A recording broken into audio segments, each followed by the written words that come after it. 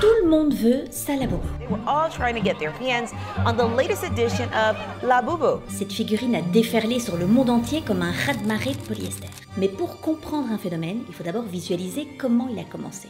Avez-vous craqué? Est-ce que vous en avez une, deux, trois? Évidemment, je vous attends en commentaire. Dites-moi tout, je veux tout savoir. Oh my god! Isn't it the... Il est temps de parler du partenaire de cette vidéo, Wild. Wild ne te vend pas juste un produit. Ils veulent carrément exploser la culture du jetable dans ta salle de bain. Leur déo, leur gel douche, leur savon pour les mains. Tu vas voir, c'est un vrai game changer. Leur déo, moi j'utilise leur parfum Coco Vanille. C'est un concentré d'été sous tes bras. C'est 100% vegan, sans plastique jetable, sans sel d'aluminium et non testé sur les animaux. Et surtout, il est super efficace. Pour mes soirées d'été, j'utilise le gel douche miel et amande avec l'étui Bee. Isn't it cute? En prime, il plante un arbre à chaque commande. Franchement, qui peut se vanter de ça? Tu sens bon et tu fais pousser une forêt. Pardon? Depuis que Wild existe, ils ont évité plus de 612 tonnes de plastique à usage unique. En plus, leur système d'abonnement, il est hyper cool. Tu le mets en pause, tu changes de parfum, tu l'annules si tu veux. C'est pas toi qui t'adaptes à l'abonnement, c'est lui qui s'adapte à ta vie. Si tu veux tester, j'ai un code de réduction de 20%, JustElena20, valable sur une durée limitée, mais sur tous les produits. Il est dispo évidemment dans la description, ou alors tu scannes le QR code à l'écran, c'est encore plus facile. N'hésitez pas à tester Wild, parce qu'on mérite tous un déo qui marche, mais sans détruire la planète. Tout débute en réalité par un artiste, Kasin Lung, qui en 2015, inspiré par la mythologie nordique, décide de créer un monde comme un grand conte de la forêt, qu'il va peupler de plein de créatures. Et il va raconter leur histoire donc dans des livres illustrés qu'il va intituler The Monsters. Alors ces créatures c'est quoi? On a d'abord Tekoko, genre de mini-squelette, des patos, également inspirés de roses pivoines et décrits comme des rêveurs mélancoliques. Et alors évidemment la star de la forêt, la tribu des Labébé. Meilleure prononciation, je veux rien savoir. Quitte à prononcer ce nom 300 fois dans la vidéo, la tribu des Labébé. Labébé. Ces petits elfes qui sont bienveillants mais pleins de malice. L'auteur les décrit en disant « veut bien faire, mais toujours dans les mauvais coups ». C'est des petits cons, quoi. Enfin, des petits cons, des petites connes, parce que la tribu est exclusivement féminine. Enfin non, il y a un mec, et c'est le chef de la tribu d'ailleurs. Il s'appelle Zimomo. They call Simomo. Différence, il a une queue en plus. Oui, bon.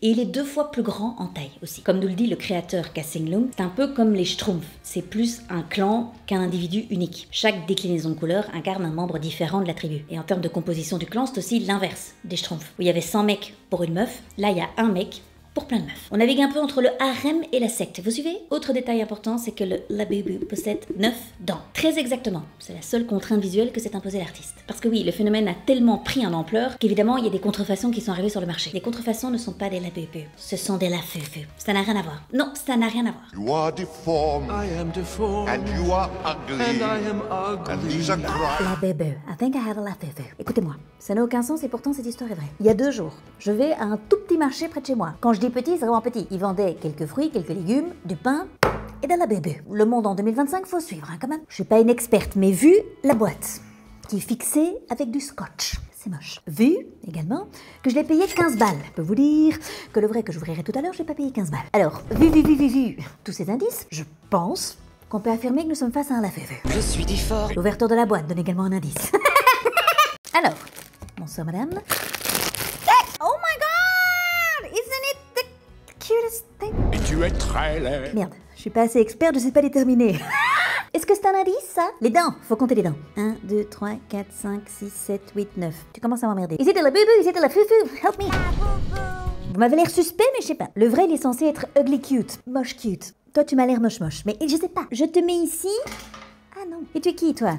Tu es Hope. Tu es Serenity. En même temps, ton nom, c'est Serenity. Donc tu attends, dans le calme. T'as qu'à méditer. L'artiste Kasin Lung a donc d'abord commencé une collaboration avec How to Work, qui est un studio hongkongais spécialisé dans la production en petites séries de figurines d'artistes. Généralement, ils servent de tremplin aux créateurs de Toys Design. Mais c'est en 2019 que le coup de génie va être effectué et que le visuel de la peluche va être un peu upgradé au passage. Pop Mart va rentrer dans la danse. Très rapidement, qu'est-ce que Pop Mart? Fondée en 2010 à Pékin par Wang Ning, Pop Mart, même si elle n'a pas commencé comme ça, a su devenir avec les années une figure emblématique des jouets de collection design, notamment grâce à son format de boîte mystère qui révèle le jouet seulement après ouverture. Elle compte aujourd'hui plus de 2300 distributeurs automatiques et 500 boutiques dans une trentaine de pays, y compris en Europe, aux États-Unis et en Australie. En 2019, le CEO de Pop Mart, il poste une enquête online directement destinée aux consommateurs en demandant quel caractère et quel artiste vous avez envie de voir dans des formats blind box. Les gens ont répondu La baby. C'est donc comme ça que le truc a commencé. Mais attention, parce que ça n'a pas tout de suite explosé. Le phénomène La baby. a réellement pris de l'ampleur fin 2023, début 2024. C'est à ce moment-là qu'il va envahir les réseaux sociaux au niveau mondial et qu'il va réellement avoir un emballement.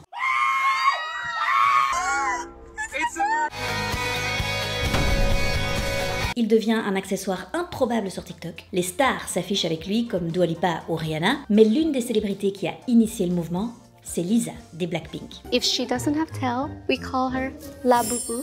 J'ai pas trouvé de preuve qu'elle a bénéficié de retombées économiques liées à son soutien à la marque, mais si elle et son équipe ont été un peu malins, ils ont au moins acheté des actions. Début 2024, l'action Pop Mart valait 2$.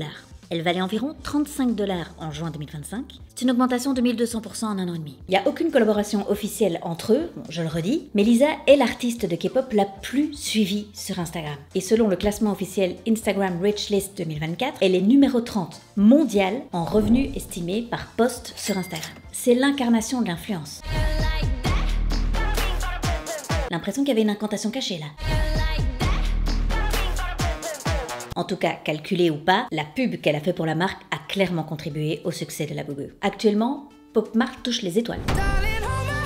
À ce moment-là, Labubu est à son apogée. On voit des scènes de ruées dans les boutiques partout dans le monde. Les produits sont hors stock, tout le monde veut sans. La baby. Les gens peuvent parfois même mettre une tarte pour un Labubu.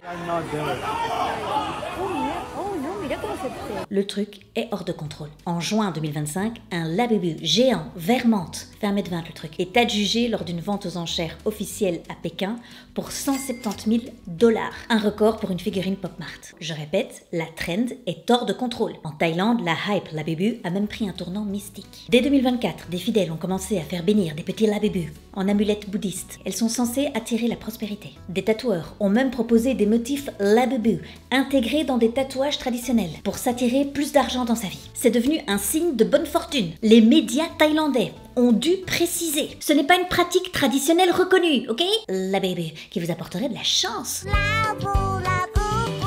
La chance de devenir complètement malade, mais à part ça... Yo lo bendigo en el nombre del Padre, y del Hijo, y del Espíritu Santo. Amen. Ces mystery box, elles sont basées sur une stratégie marketing ou de manipulation, c'est fort proche. Parce que non seulement elles fonctionnent, mais elles vous rendent accro.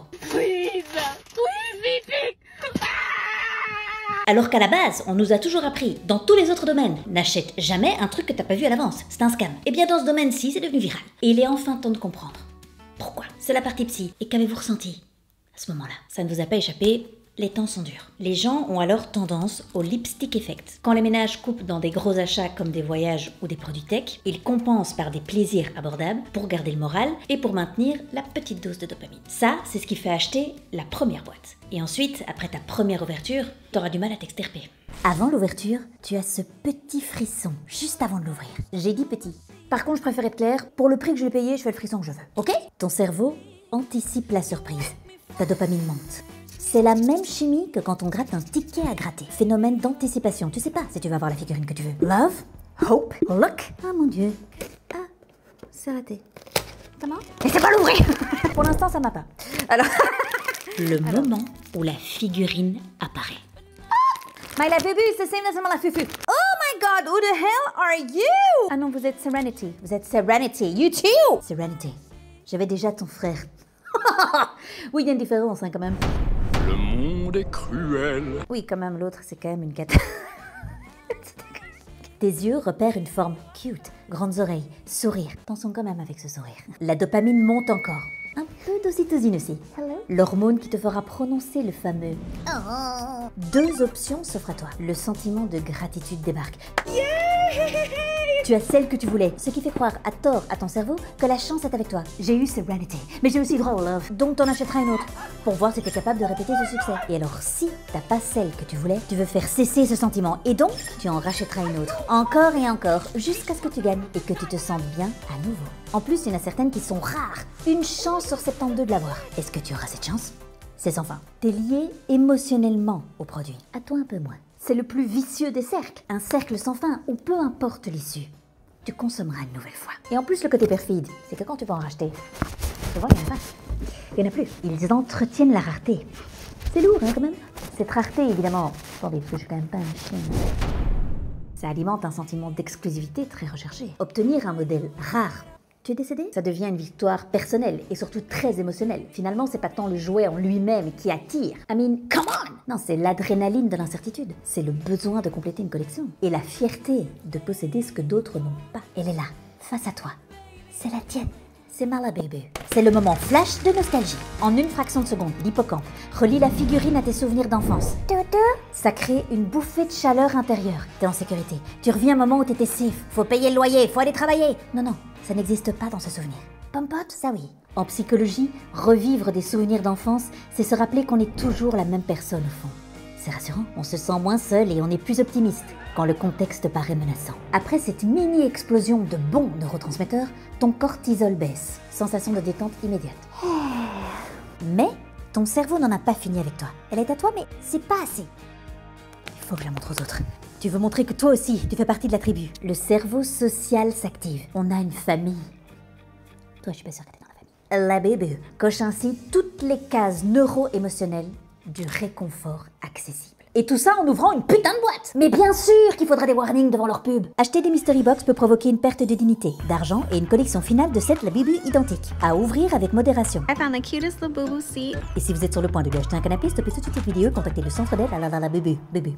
Labubu surfe donc sur ces adultes qui achètent des jouets. Un phénomène qu'on appelle le kidulting. Aujourd'hui, c'est plus qu'une mode, hein. Vous allez voir les chiffres, c'est incroyable. Aux États-Unis, leurs dépenses ont atteint 1,5 milliard au premier trimestre 2024, dépassant pour la première fois les achats destinés aux 3-5 ans. Les kidults sont désormais le groupe le plus important pour l'industrie du jouet. En Europe, le marché représente environ une vente sur 3 dans la vente de jouets, mais l'achat de jouets par les adultes de 18 ans et plus sont le segment qui progresse le plus vite, plus 5,5% sur 2 ans. En Asie-Pacifique, la tendance est encore plus marquée. C'est la région qui domine le monde dans le secteur. Cette région, elle est responsable de 36,5% de l'achat de jouets dans le monde entier. Le phénomène de kidulting y révèle une société qui est plus permissive sur l'identité, mais aussi plus anxieuse, hyper marchandisée et en quête de constant réconfort émotionnel. C'est pas un simple caprice d'adulte nostalgique, c'est un mouvement culturel qui est devenu majeur. Je vais pas vous mentir, le phénomène Labubu ne m'a pas personnellement eu. Ah oui, ça s'est vu? Pour l'instant, ça m'a pas. Mais pour moi, Labubu n'est pas sorti de nulle part. C'est une réponse douce. Ah oui, il est doux. Coloré et peut-être un peu absurde, mais un monde qui s'effondre en boucle. Préviens quand tu reviens dans le champ. Quand tout est incertain, le réconfort devient une forme de résistance. Et aujourd'hui, ce réconfort, pour certaines personnes, il coûte 20 balles, il tient dans la main et il a 9 dents. Et peut-être que c'est l'essence même du consumérisme. J'aimerais que dans notre cerveau, il existe un truc aussi fort, mais qui nous aide à sauver le monde, hein? Non, tu ne vas pas sauver le monde. Oui, on pourrait t'imaginer en carton plutôt qu'en plastique, mais c'est pas la question. Il y a peut-être un peu d'incompréhension vis-à-vis de ces adultes qui collectionnent des jouets, mais dans un monde où l'avenir est en rupture de stock, qui peut vraiment juger ceux qui cherchent un peu de douceur dans une blind box? Sur cette réflexion, je vous laisse. Je vous retrouve à la rentrée avec un nouveau décor, avec une nouvelle DA, avec une nouvelle vie peut-être. N'importe quoi. À très vite, prenez soin de vous, prenez soin d'eux si vous en avez. À très vite. Ciao.